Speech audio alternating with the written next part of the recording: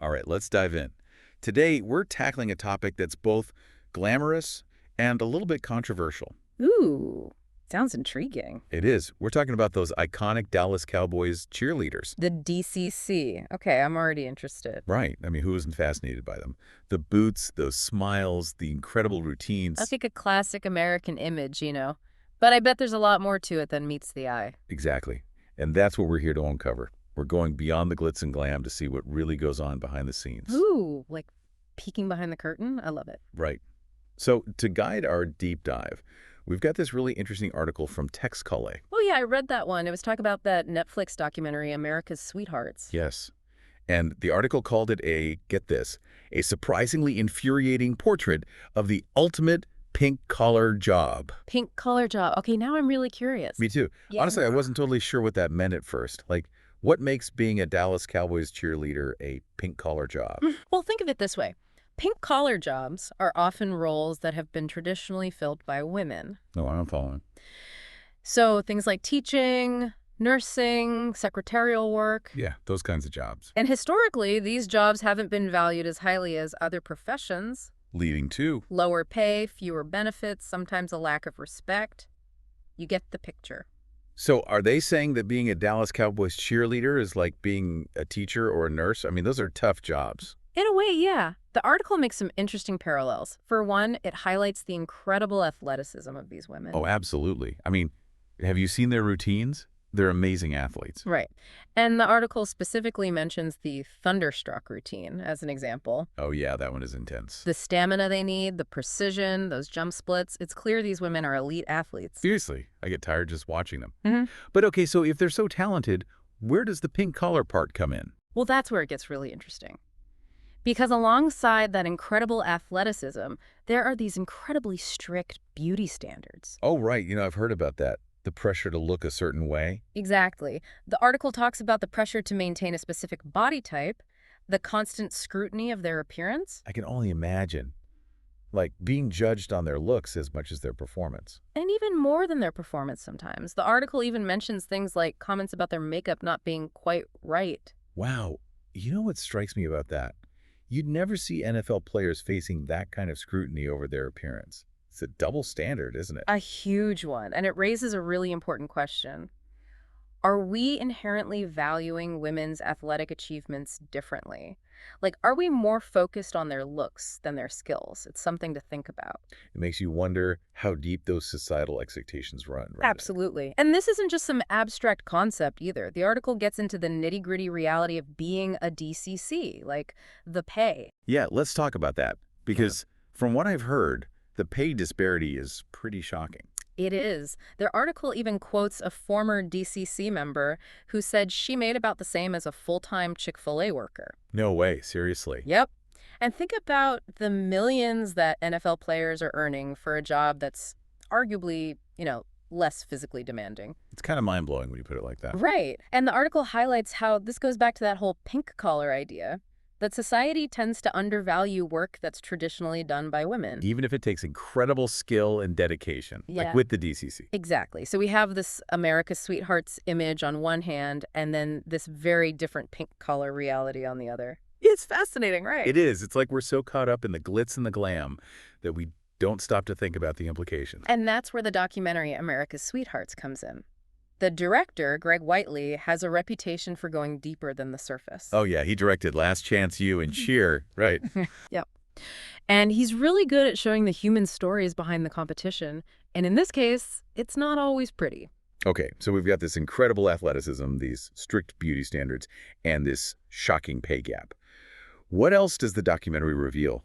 Well, you know how we talked about those very public-facing roles Mhm. and the constant scrutiny that comes with it? Yeah. Well, it can create a breeding ground for some really awful situations. The article mentions one cheerleader who was stalked, and someone actually put an AirTag on her car to track her. Oh my gosh, are you serious? That's terrifying. It is, and there was another woman who was groped by a photographer during a game. Wait, seriously? Okay. That's just awful. It makes you wonder what kind of support system is in place for these women if something like that happens. That's where it gets even more concerning, because the article suggests there's a real lack of institutional support for these women, especially when it comes to mental health and safety. So it's like their vulnerability is being overlooked in favor of maintaining that perfect America's sweethearts facade. It seems that way. And that brings us to the central question. Are the DCC being exploited? Is their passion and dedication being taken advantage of? Right, because the argument from Charlotte Jones, the Cowboys' chief brand officer, is that these women aren't doing it for the money, right? Exactly. She emphasizes the non-monetary rewards, the love of dance, the chance to be part of something big. Which is a powerful argument. Yeah. When you see how dedicated these women are, their camaraderie. It's inspiring, but it also makes us think. Should passion be an excuse for inadequate compensation and a lack of support? That's a tough question, and it's one we'll definitely keep digging into as we continue our deep dive. Because this conversation is far from over. It really makes you think, doesn't it? Like how far we're willing to go for the things we love. I was just thinking that it's this constant question, passion versus practicality. And when does that line get blurry, When are we sacrificing too much? Especially in fields that are, let's face it, still dominated by women. I mean, it's like this unspoken expectation that women should be grateful for the opportunity, no matter the cost. Oh, totally. And it makes me think about all those other battles, the gender pay gap, the lack of women in leadership roles, that whole pressure to put family before career. Like, are we just seeing different versions of the same problem here? Right. It all goes back to that pink collar idea, doesn't it? Yeah, the DCC definitely aren't alone in this. And to be fair, the article does acknowledge that these women are incredibly dedicated. Oh, absolutely. Their passion is undeniable. They really do love what they do. And they find a lot of fulfillment in it seems. It's inspiring, honestly. So where did that leave us? Like, how do we reconcile those two things, the positive aspects of being a DCC, but also these, systemic issues? That's the challenge, right? Celebrating their talent and hard work, but not ignoring the ways in which they're being undervalued? Yeah, it's about asking. Shouldn't they be able to pursue their passion without having to make those sacrifices? Exactly, because imagine if the DCC received the same compensation and benefits as the players, Right. Like, would their passion be any less real? Or their performances any less impressive. Of course not. If anything, it would show a real commitment to valuing them, not just, like, exploiting that passion. Exactly. And that's where we start to connect this back to the bigger picture, because this isn't just about cheerleading, right? It's about challenging the idea that women's work is inherently less valuable, period. And dismantling those assumptions that lead to pay gaps, lack of opportunities, and just a basic lack of respect for women in so many fields. It was a huge EE topic. And speaking of complexities, the article also talks about the legacy of the DCC, how they're so iconic. Right. They've been a part of American culture for decades. And there's no denying their talent. Mm-hmm. But then there's that, uncomfortable reality that we can't just ignore. Yeah, it's kind of a mixed bag, isn't it? They embody strength, confidence, athleticism. But at the same time, there are all these pressures, these sacrifices, these limitations.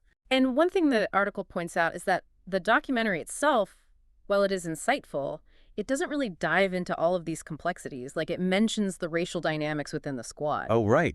Like how the preferred dance styles, even the beauty standards, might disadvantage women of color. Yeah, but it doesn't really explore that in depth. It's like there's a whole other layer to this conversation that's just waiting to happen. And that's where we, as viewers, have to be more critical, demand more from the stories we're being told. Exactly. We can't just accept the surface level narrative. We have to dig deeper, ask those tough questions, push for a more complete picture. Because ultimately understanding these complexities is the first step toward change. Yeah. It's funny thinking back to where we started, like talking about the boots and the smiles and all that. Right. Like, it all seems so simple at first glance. Exactly.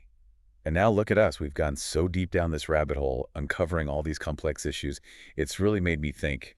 I know, right? It's like peeling back the layers of a perfectly wrapped present and finding something totally unexpected underneath. And that's what I love about these deep dives. Yeah. We really get to challenge ourselves to look beyond the surface and grapple with all the messy stuff. Totally. And, it's making me think about that whole America's Sweethearts label. It's kind of ironic, isn't it? Given everything we've learned. Seriously. Like, what does it even mean to be an America's sweetheart in this day and age? Especially when you consider all the realities we've uncovered. Yeah, it feels like a carefully constructed brand, Yeah. one that maybe masks a much more complicated reality.